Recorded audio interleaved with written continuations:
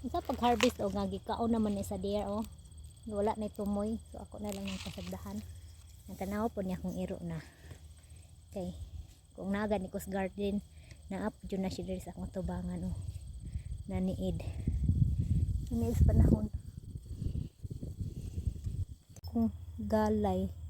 Akong gihimuog coral kay ang deer nanguan ni sud ani.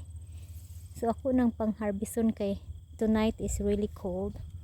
So para kauntaw gayay. Ito nang lahat. O na ni o tanan o. Oh, nili pa tanan.